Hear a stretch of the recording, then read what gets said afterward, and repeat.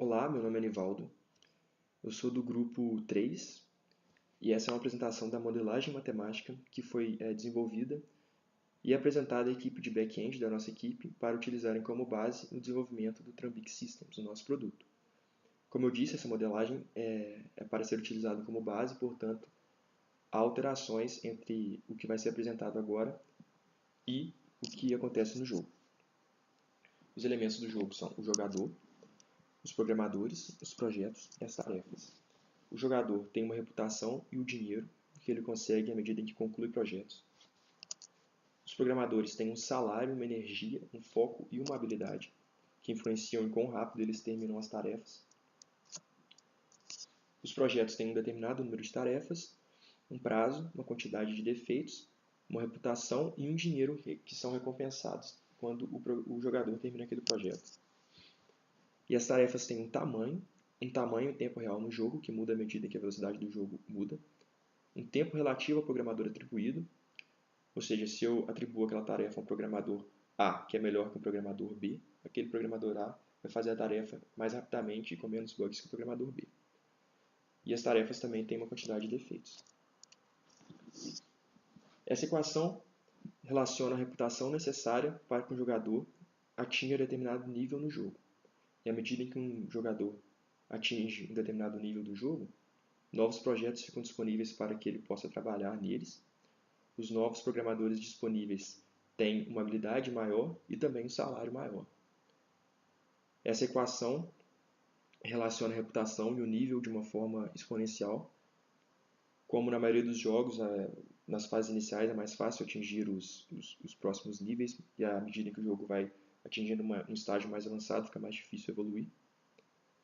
E essa equação não foi desenvolvida por mim, ela foi me dada pela equipe de back-end para que eu utilizasse como base no restante da modelagem.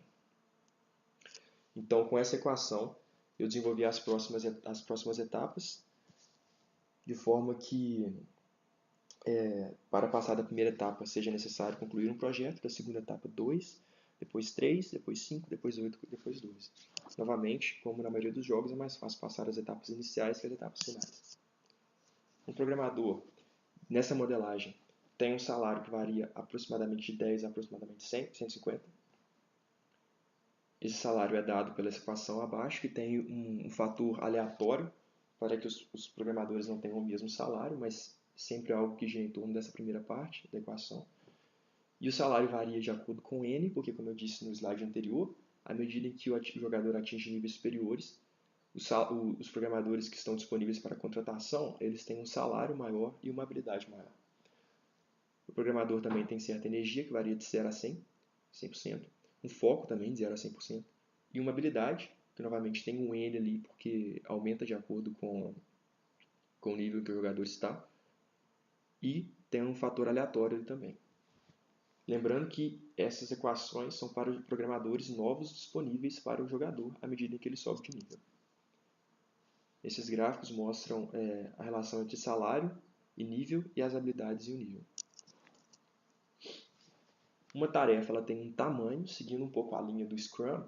Esse tamanho varia de acordo com os números de Fibonacci, de 1 a 13.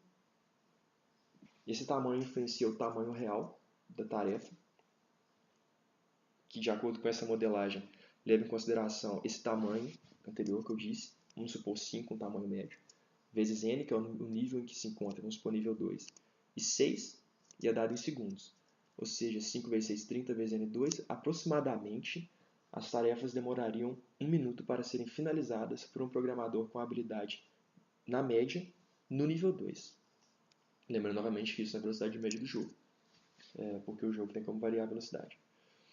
O tempo relativo é diferente para cada programador, ou seja, o programador melhor vai terminar aquela tarefa mais rapidamente do que a média, e o programador pior vai demorar mais do que a média para terminar aquela tarefa. Nessa equação é levado em consideração a habilidade daquele programador realizando a tarefa e a habilidade média de um programador naquele nível, a dificuldade da tarefa, ou seja, quando a tarefa tem dificuldade alta, é muito importante a habilidade do programador. Quando a tarefa tem dificuldade baixa, é quase que insignificante a habilidade do programador em relação à habilidade da média. É levado em consideração também a energia daquele programador, com peso 0,3, o foco daquele programador com peso 0,2 e, novamente, a habilidade dele, juntamente com a dificuldade da tarefa, tem peso 0,5. E tudo isso multiplica o tempo, o tamanho real daquela tarefa, que foi explicado logo acima. Seguindo a mesma linha de raciocínio, cada tarefa tem uma quantidade de bugs, que também segue essa linha, a habilidade do programador, a habilidade média, com dificuldade, energia e foco. Só que aqui mudam as coisas, a habilidade tem peso 0,2, a energia peso 0,3 e o foco tem 50% do peso. Esse divisor segue a mesma linha, ele aumenta à medida em que o nível sobe, e com isso a quantidade de bugs por nível vai se tornando a quantidade aceitável de defeitos nas tarefas por nível vai diminuindo à medida em que o nível sobe. Cada projeto nessa modelagem precisa de aproximadamente 2N funcionários, ou seja, um projeto no nível 5 precisa de aproximadamente 10 funcionários. Com 2 tarefas por funcionário, ou seja, no nível 5 existiriam 20 tarefas com 10 funcionários, então mais ou menos 2 tarefas por funcionário. Na média, para terminar um projeto, então, precisariam de 3 vezes o tempo médio para realizar uma tarefa. 3 por quê? Cada funcionário faz 2, mas também cada funcionário tem tempo para inspecionar e testar uma tarefa. Ou testar 2 tarefas, ou inspecionar 2 tarefas, que nessa modelagem a inspeção e o teste demoram metade do tempo de desenvolvimento de uma tarefa. Esse aqui foi acordado com o Product Owner. Os defeitos no projeto são a quantidade total de defeitos por tarefa.